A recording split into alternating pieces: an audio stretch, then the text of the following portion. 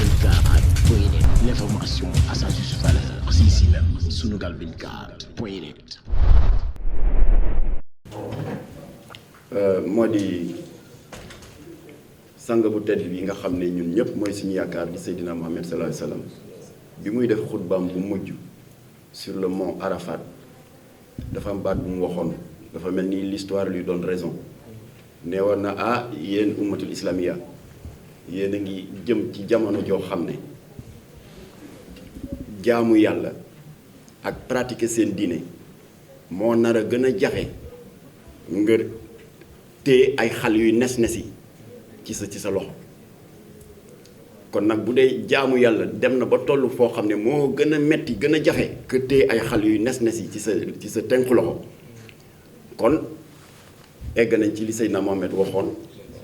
ba muy def xutbaam bu mujj di xutba tàggoo ndax naka jekk tënk nañ ko sànq ci géej gi noonu lislaam yi yematuñu rek ci bañ suñu diine déedéet dañuy nekk ci li ñu ne ba noppi daal di ne yéen dinañ leen fekk ca la ngeen ne wan leen ne di leen wan ne new leen ci dara loolu tooñ la. L'islam est une religion de paix, une religion pacifique. tudd nañ fi Salman Rushdie tooñ la en 1988 ñu ne les versets coraniques mu juutal ko ne les versets sataniques di yàq ngën ji mbindeef loo xam ne teggin mayool ñi di ko répété fii boobu tam jullit yi dañu jóg. ndax erreur la defee ne l'islam mën na défendre boppam erreur la defee ne alxuraan mën na défendre boppam erreur la ñu defee ne mag ñi nga xam ne nekkatuñ fi mën nañ défendre seen bopp kooku erreur la ndax ñàkk jom de notre part suñu bopp lay xas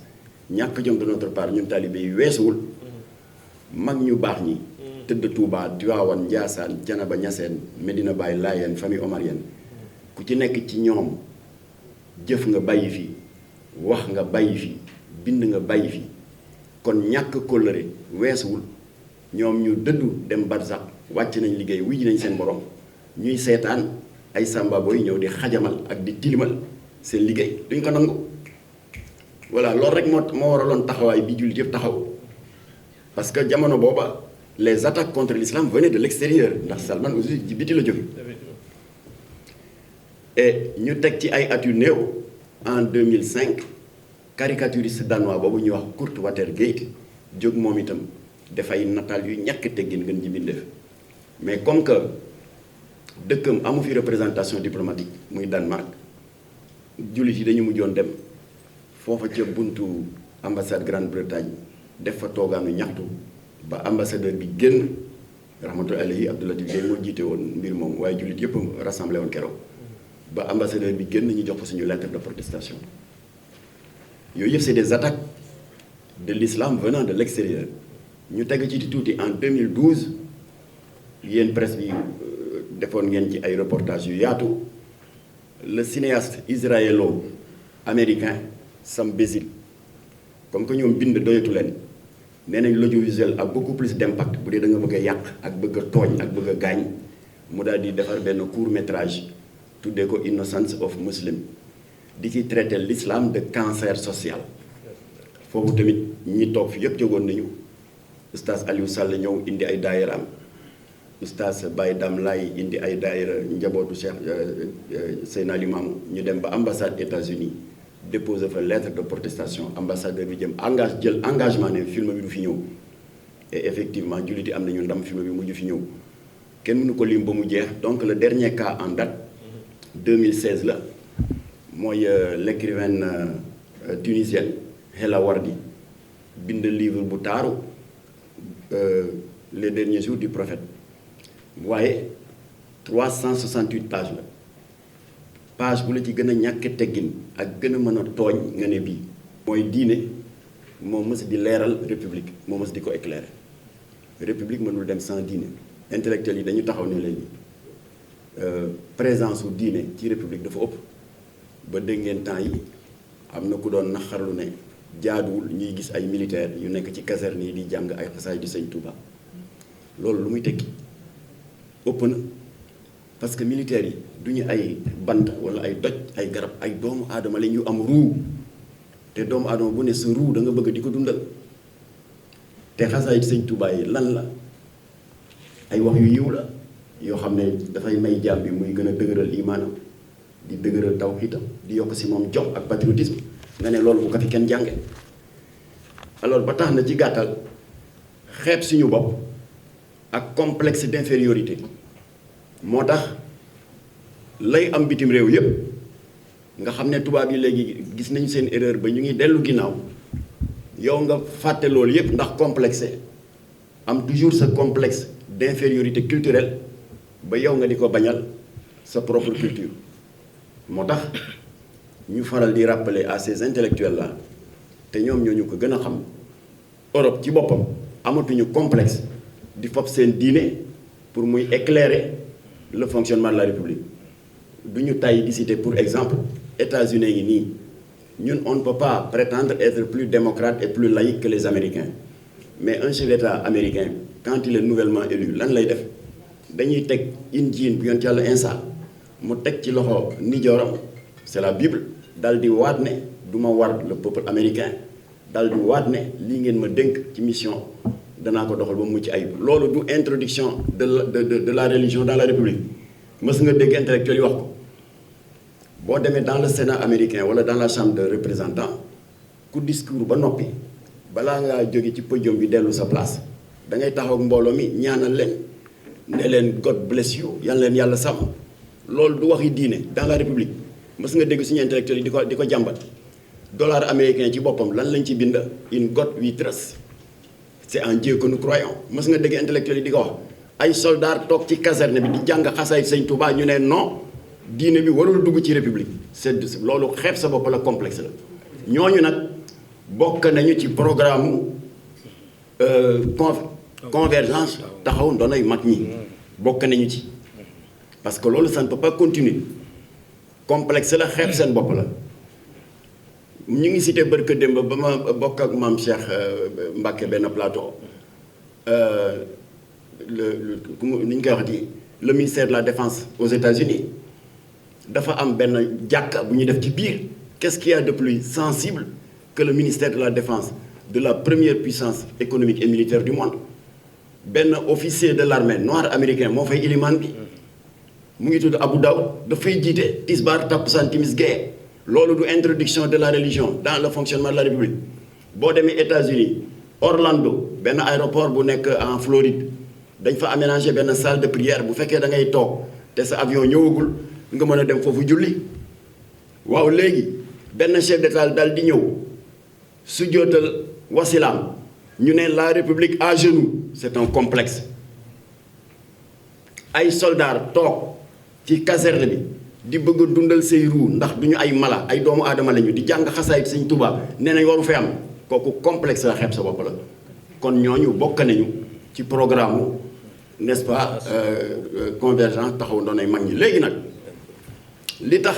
ñu baral suñu jéego parce que lii yàgg naa nekk ci xel yi ñu di ko togg waaye yàlla dogal sëñ Modou Mbacké Bara Dolly daal di jóg soñña ay xaritam ak ay am di jàmmam mu tombeek ka xalaatam ci wàllu intellectuel yi dénigré liggéeyu mag ñi daal di tombe ak benn préoccupation boo xam ne doomu ndeyam sëñ Maam Cheikh Mbacké Khadim Awa Ba amoon moom itam naqar bu mu doon denc di ko togg ci xolam moo di ay audio ñuy saagi ndey nañu ñeme wax ji saaga ndey si Amadou Bamba saaga ndey Seydi Hadji Malick Sy saaga ndey Baye Laye saaga ndey Cheikh Oumar Foutiyou Tall ñu ne nag toogaay amatul parce que intellectuel yi def ay fantaisie di xeeb seen bopp di wane complexe yooyu sax ñu ngi ko doon sooxaale mais lii kenn mënatu koo sooxaale audio yaa ngi fi ku ci am ay doute di nga ñu jox sa numéro WhatsApp ñu yónnee la ko waaye li ñu gën a itteel te ñu ngi koy yëgle fii mooy commission scientifique bi nga xam ne soxna Njaxat Mbacké bu sëñ Modou Fati Xari moo jiite commission scientifique bi bu ñu paree ci suñu jataay ak yéen commission bi am na liggéey bu mu war a def pour fopp ay échantillon audio yooyu jox ko le département de la cybercriminalité ndax état bi rëbb leen identifier leen li yoon laaj ci ñoom ñu teg leen ko parce que lu day ni jëmm yooyu kenn du leen saaga bu ko defee nag intellectuel arabe ji dañ ci dugg parce que man defoon naa ne ay intellectuel ak politologue yeeg yooyu ñooy xeeb seen bopp di suufeel liggéeyu mag ñi mais ay arabisants dañuy dugg ci mbir mi léegi te ñu ngi sant yàlla sax ndax seen ouvrage amagul une large diffusion parce que c'est en arabe te le peuple sénégalais est essentiellement francophone waaye def nañu ay livres di yàq mag ñi lu mel ni xamee di dal ci kaw l'islam confrérique bi nga xam ne même les services de renseignement occidentaux dem nañ ba reconnaître ne que le Sénégal bu nekkee le dernier bastion contre le radicalisme contre l'extrémisme violent nous le devons à l'islam confrérique léegi mu am des arabisants intellectuels yuy dal ci kaw l'islam confrérique boobu kon on a toutes nos raisons de nous inquiéter ba pare ci seeni biir bind yooyu ñuy bind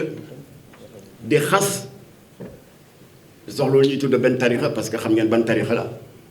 wasifa ak zikar yi tarixa yi di zikar ñu comparé leen ak ay mbaam yuy ngexal fan lañ jëm donc l'islam est attaqué de l'intérieur maintenant nañu bàyyi Salman Rushdie tranquille nañu bàyyi Sam Bézil tranquille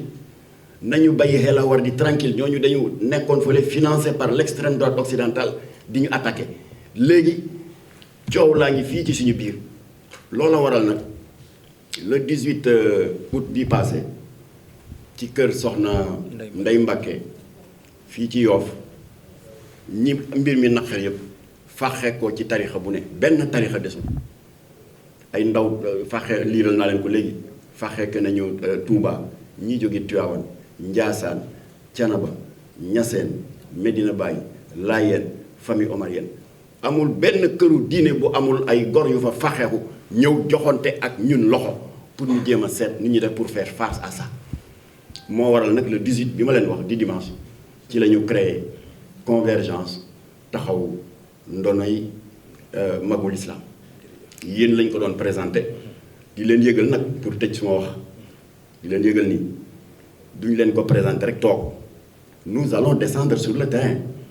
démb laa jokkoo ak préfet de Dakar Alioune Badara Samb nee na ma la correspondance est en cours mais commencé leen la marche elle est autorisée kon incha allah ajjuma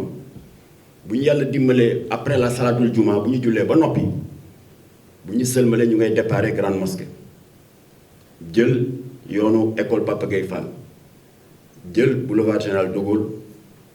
dox bu yiw bu discipliné ñu yëgal présidium bi yëpp ku ci nekk li nga coordonné ci mbooloo dans la mesure du possible ku ñëw na nga sol lu weex pour wan àdduna bi ne jàmm moo ñu tax a jóg jóguñu pour yee fitna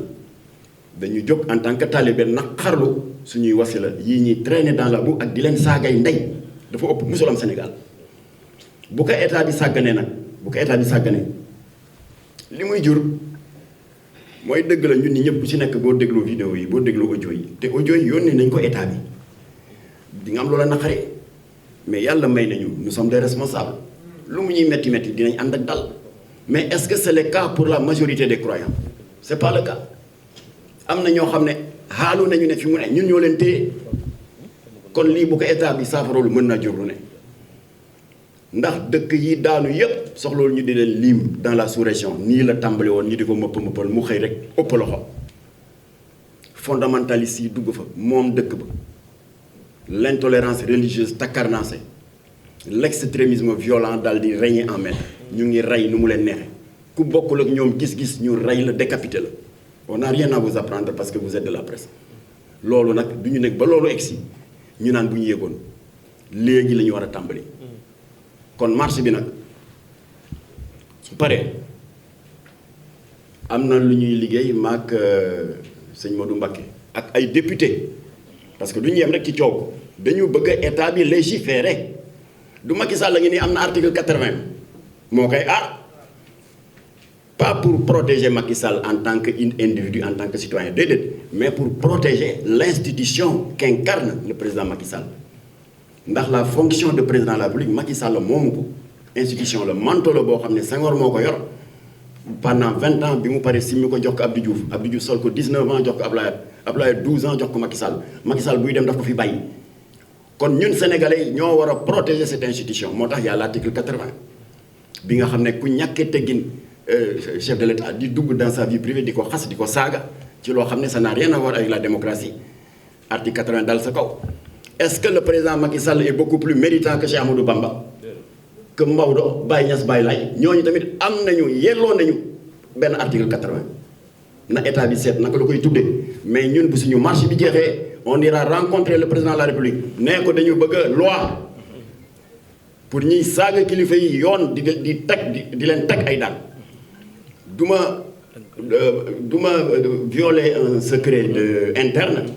waaye sëñ Modou am na lu mu ci dox. amagum nañ au moins une demi-douzaine de députés qui sont prêts à porter la proposition individuelle de loi pour ñu soumettre ko Assemblée nationale ñu voter ko ndax ñu am une loi répressive contre ce qui insulte les fondateurs de nos confrères. bu ñu ko yóbboo plénière nag député bu ko voté wul di nga sa digganteeg peuple bi dana doy waar dañ ko seetaan. voilà kon nag loolu moo doon wax ji.